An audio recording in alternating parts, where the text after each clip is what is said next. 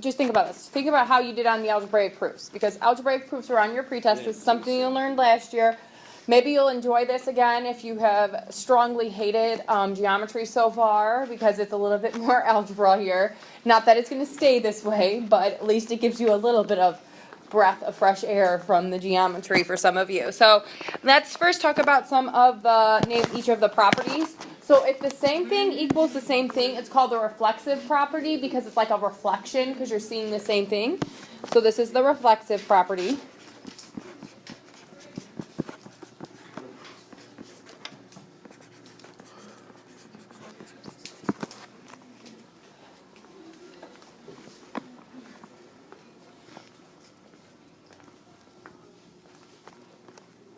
If you flip something over the equal sign, so like A equals B, then B equals A, that is called the symmetric property of equality, and it's of equality because you can only do it with equality, really.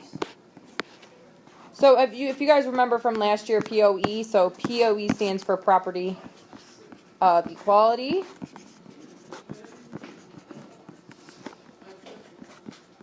So if you see that in there, that's what that is. So symmetric property of equality.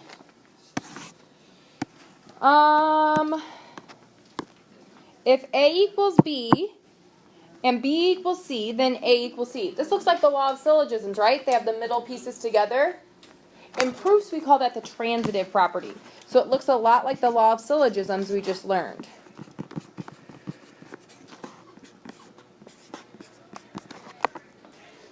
Again, so if your middle two pieces are equal, you can connect your end two pieces, and they are also equal, just like we did with the law of syllogisms. This is just known as the transitive property in this case here.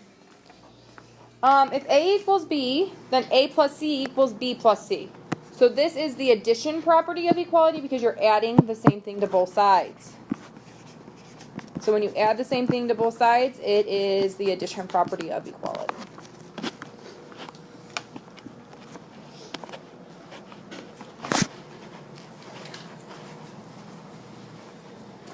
This one here is taking A and giving it to everything in the parentheses, which is known as the distributive property of equality.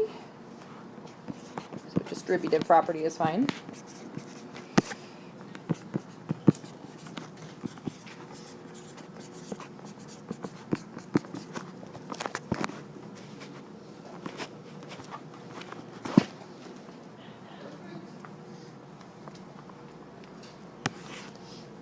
After the distributive property, we have if A equals B, then A minus C equals B minus C, and that's called the subtraction property of equality because you're subtracting the same thing on both sides.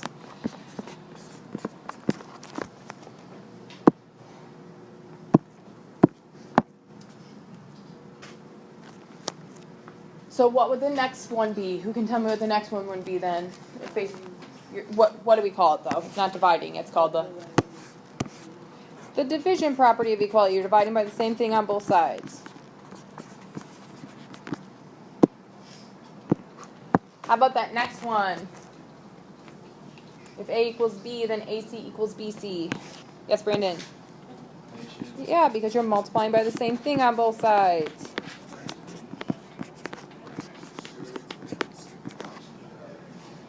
And then finally, this last one here says, if A equals B, then A may be replaced by B. What property is that? If A equals B, then A must be replaced. What's another word for replace that we use in math? So this is the substitution property. So, and I'm going to put a little extra note in this because a lot of you guys do this one wrong. If you combine like terms or simplify on the same side of the equation, it is substitution. This was the biggest mistake I saw on the pretest.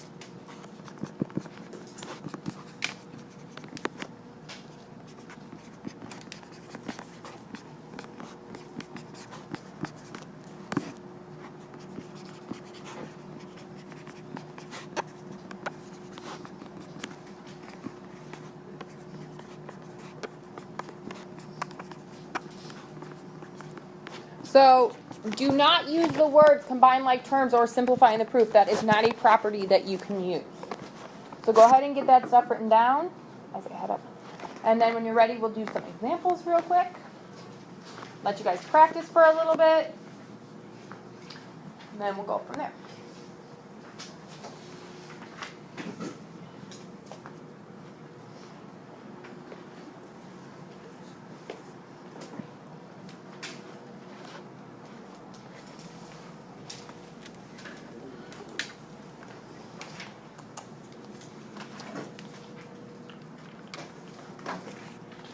Okay, so a big thing with proofs is you cannot show your work inside of the proof.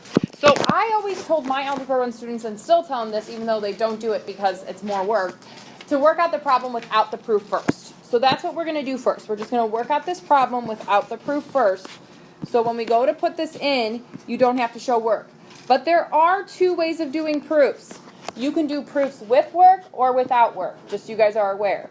So I'm going to do one of these with work and one without work, and I do not care what you do on the homework. I just want you guys to be able to fill in the blank proofs if it goes either way. Does that make sense? So this one is going to be the one with work, just so you know. And it doesn't matter. Just make sure you don't mix and match the two. All right, what would you do first personally in this problem here? Lexi, what would you personally do first in this problem? Subtract 3.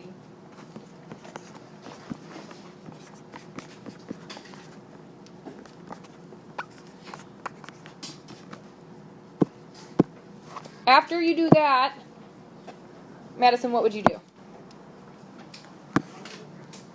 Multiply 5 and 3x by 3. Multiply this by 3? Like the right side by 3? So if you multiply the right side by 3, you have to multiply every single piece on the other side by 3. Okay? If you multiply the right side by 3, you have to multiply every single piece by 3. She's just getting rid of the fraction there. So any term that's separated by addition or subtraction, that just allows you guys to get rid of that fraction.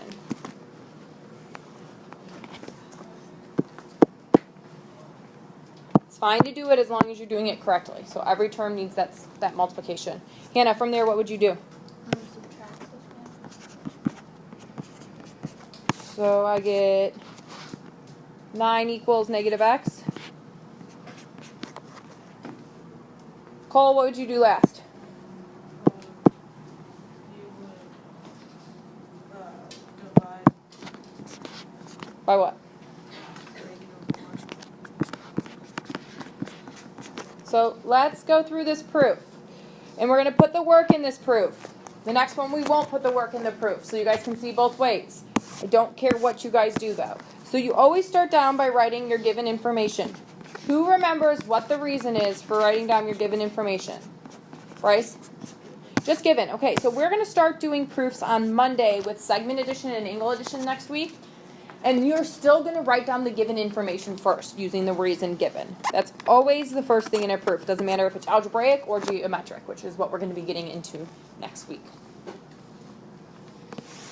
Okay, so if you are to show work in the proof, do not do it underneath. It needs to be within the line. So you would have to do plus 6 minus 3 equals 3 plus 5/3 x minus 3. So we subtracted 3 on both sides, but notice how I put it in line. Do you guys see that? I didn't show the work underneath here. That's important that you guys aren't doing that. So Ben, what property is that if I'm subtracting 3 on both sides?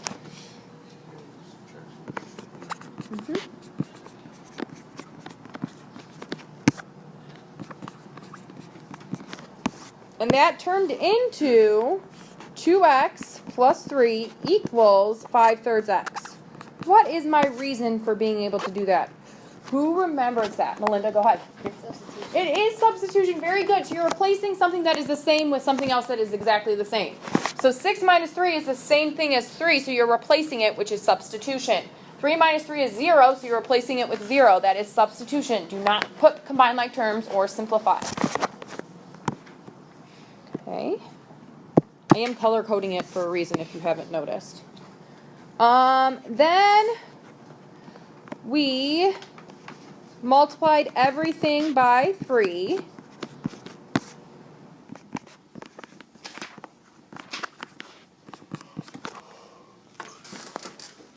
Oh, I didn't write substitution there. Melinda said it. I figured it would just appear on my screen, I guess, but it didn't. But that is substitution. Okay, So then we multiplied everything by 3 in step 4 there. So I'm in the pink step there. If you didn't notice, again, I'm color coding it for a reason. So if you're multiplying everything by 3 on both sides, what property is that, Tucker?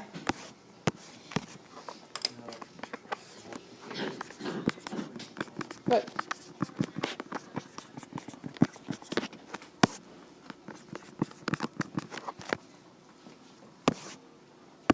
So then we simplify on the same side of the equation, and we got 6x plus 9 equals 5x. If you're simplifying on the same side of the equation, or you're combining like terms, what is my reason, Jordan? Substitution. Very good. Notice she didn't say simplify or combine like terms. Okay, so then I use purple. Okay. So then we subtracted 6x on both sides. Again, do not put it underneath. Make sure it is in line. If you're showing work. If you're not showing work, none of that would have to be in there. Corey, what would my reason be for step 6 there? Good job.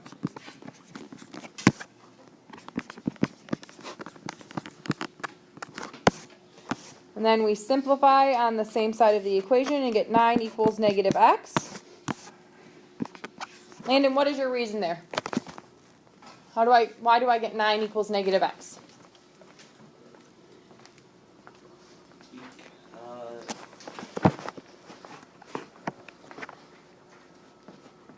I don't know.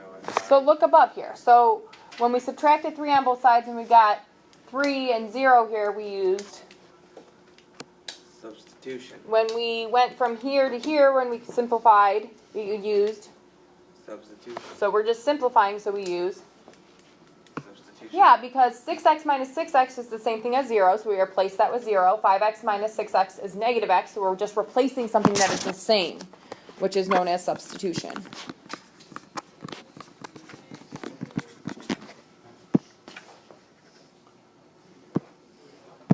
Okay.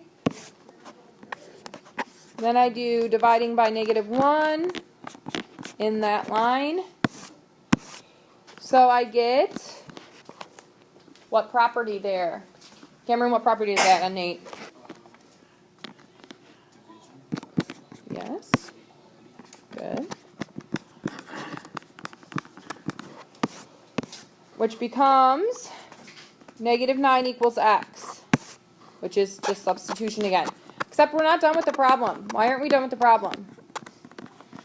What still needs to be done in this problem here? It has to be switched. We have to use what property is that then? Symmetric. Do you guys see that x is on the left side in our proof statement? And we have x on our right side? So that needs to be switched, and that is the symmetric property of equality. So it needs to match what the proof statement says, and that is just the symmetric property.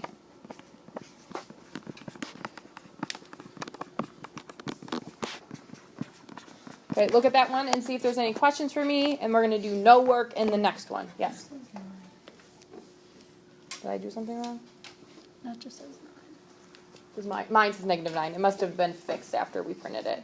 So notice your proof statement on your sheet says 9. Can you fix your proof statement to say negative 9? We must have fixed it because we noticed it afterwards. I didn't do this day of notes, so I didn't even look at it. You were not sleeping right now.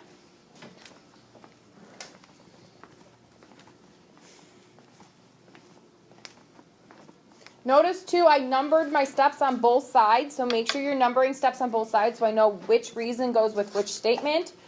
Don't just write it without numbers. Some of you drew lines, so I know, like underneath, so I know which line goes with which. That's also fine. But you need either numbers or you need to, do you mind if I grab this real quick?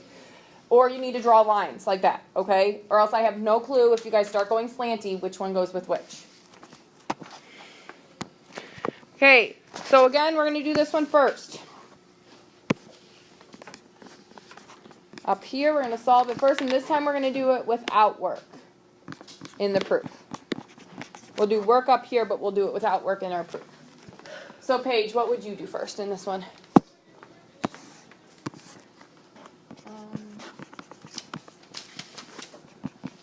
Add n.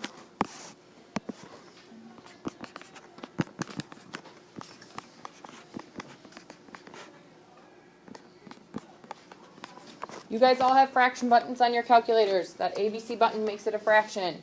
So that's just -1/2 plus 1, which is -1/2. Again, you might do it differently, and that's fine. Cole, what would you do next?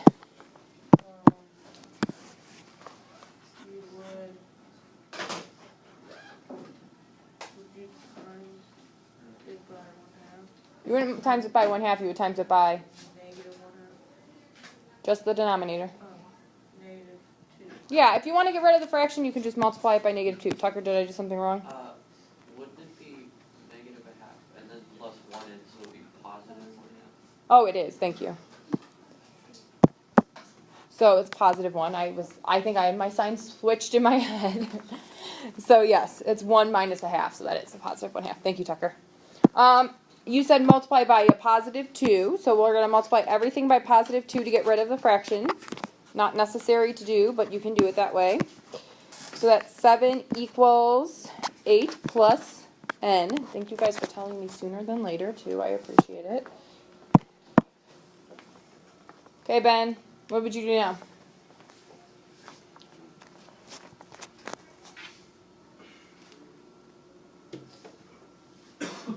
We're right here.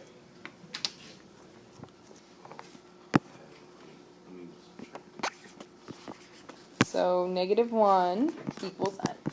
Okay, so we go to put this in our proof. We always start with the given and our reason is given. We are not going to show all our work this time.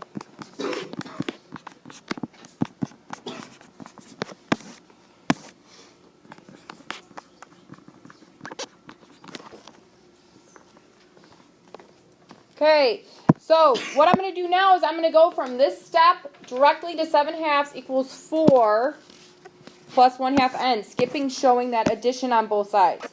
So I'm going to go to 7/2 equals 4 plus 1/2 n. How did I get there?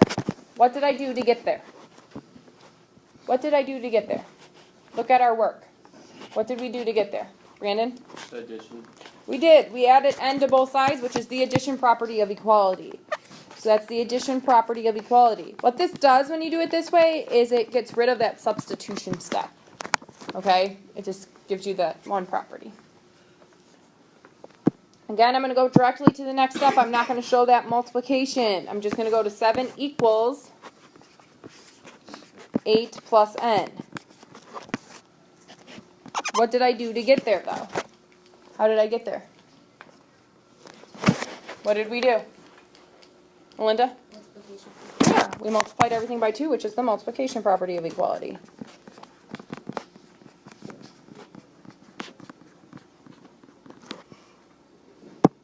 Then I'm going to go directly here, and I'm going to get n equals -1. What's up, Melinda? So we can do either proofs again.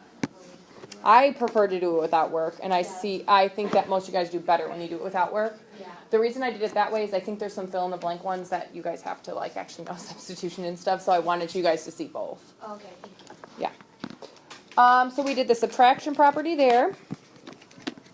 Can we just write it up that way, though, guys? In our proof statement, n is on the left, so it needs to go to the left using what property? Which property lets you flip it? Symmetric. That's not always going to be in a step in a proof, depending on if you move your variable to the correct side or not. You guys just both times happen to move it to the right.